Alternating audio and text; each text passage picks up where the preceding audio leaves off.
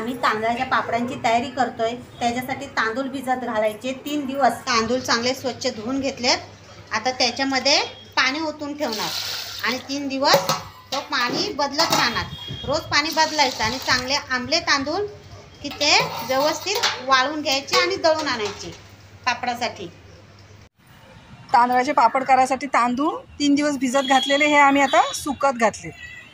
कडक ऊन आहे। सुकलेत का श्रावणी? हो, बऱ्यापैकी सुकलेत आहे ना। ते चांगले सुकून त्याचं पीठ करून आणलंय आणि आता तो पीठ आपण पापडांचा पीठ तयार करतोय। त्याच्यासाठी जेवढं पीठ आहे ना तेवढंच पाणी घ्यायचंय। मोजून घेतलंय ना भांड्याने, त्याच म्हणजे कमी जास्त व्हायला नको। आणि मग आता त्या पिठाची उकड काढायची। पाणी उकळत ठेवा पहिलं। जेवढं पीठ आहे त्याच मापाने पाणी घ्यायचंय। ते पाणी आपण इथं उकळत ठेवलंय। तांदळाच्या पापड्यामध्ये टाकायला आम्ही ओलं वाटण करून घेतोय। त्याच्यामध्ये आहे कोथिंबीर, आलं आणि मिरची। हे सगळं आपण त्या पाण्यामध्ये उकळून घेऊन त्याच्यामध्ये नंतर पीठ टाकणार आहोत। आता हे बारीक करून घेणार ना? हे बारीक करून घेणार। ठेच्याच्या सोबत आपण पाण्यामध्ये पापडकार टाकणार, ओवा टाकणार, मीठ टाकणार आणि जिरं टाकणार। पाण्याला उकळी आले हे चांगली, उकळी आले चांगली दणदणी। आता ह्याच्यामध्ये उकळ काढायचे पिठाची। त्याच्यासाठी पहिले हे सगळे मसाले ते टाकून घेणार। हे काय पापडखार 1 किलोला 1 मूठभर पापडखार अंदाजे लागते, जास्त नाही टाकायची। मीठ आहे 1 मूठभरच आहे मीठ आणि थोडासा जिरं आणि थोडासा ओवा टाकायचा, म्हणजे ते दिसायला जरा पापडामध्ये चांगलं दिसतं। आता ह्या पाण्याला आणखी उकळी आणायची चांगली आणि त्याच्यामध्ये आपण पीठ टाकून घेणार आहोत। पीठ थोडं थोडं टाकायचं आणि अगदी नावाला जरा असं हिंग टाकायचं। तुम्हाला नसेल टाकायचं तर नाही टाकलं तरी चालेल, पण आम्ही टाकतोय, स्वाद जरा चांगला लागतो।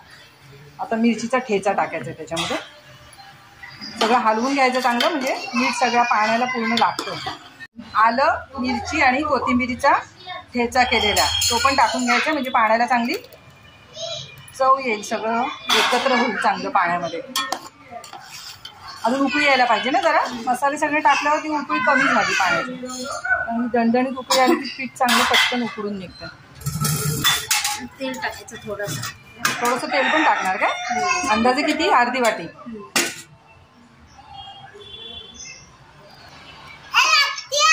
चांगली दणदणीत उकळी आले पाण्याला। आता थोडं थोडं करून तांदळाचं पीठ त्याच्यामध्ये टाकून घ्यायचंय। थोडं थोडं टाकाई, एकदम टाकू नको सगळं, आणि सतत हलवत राहायचं। काहीतरी लाकडाची वस्तू घ्यायची म्हणजे त्याच्यामध्ये गुठळ्या नाही होणार।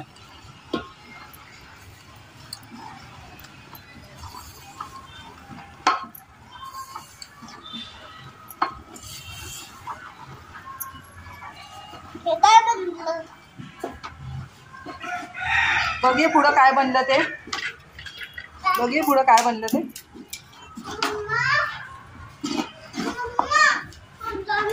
आता मळून चांगलं घ्यायला लागेल आहे ना।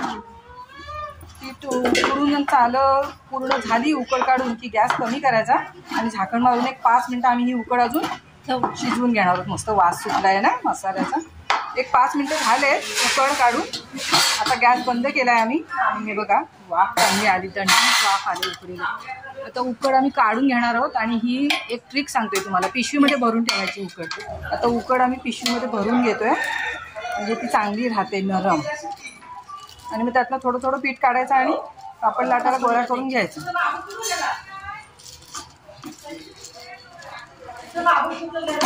म्हणजे पीठ कडक नाही होत। पिशवीमध्येच उकड चांगली मळून घ्यायची, म्हणजे जास्त ताकद लावायला लागत नाही ना, आणि मळली जाते चांगली। पापड पण चांगले होतात आणि हात पण भाजत नाहीत। हात भाजणारच, गरम लागणारच। आता एक गोळा काढलाय आम्ही बाहेर आणि मळून घेतोय। पीठ चांगल्या हाताने मळून गोळा करून घ्यायचा, तेलाचा हात लावायचा आणि मग अशा हाताने छोट्या छोट्या गोळ्या करून घ्यायच्या।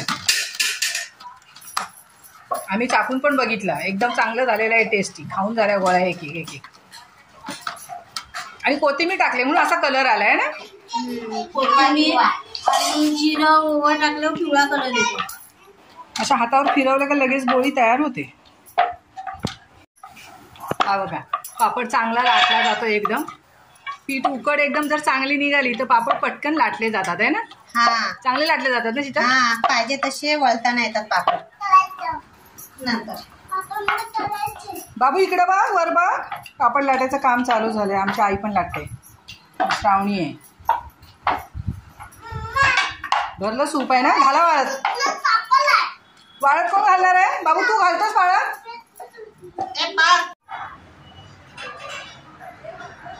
आई आमची पापड वाळत घालते. पापड वाळत घालायचं काम तिचं आहे.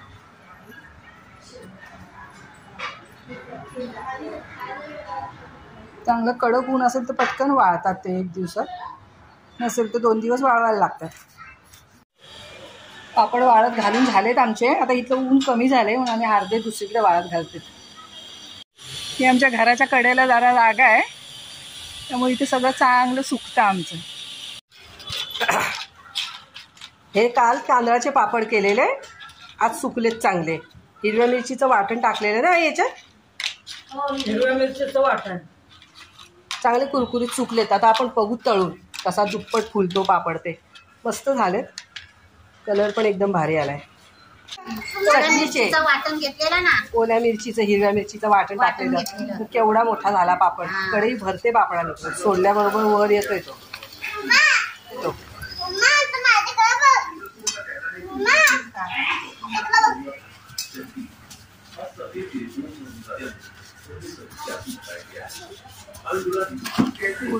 व्हिडिओ पूर्ण बघितलात त्याबद्दल धन्यवाद तुमचे.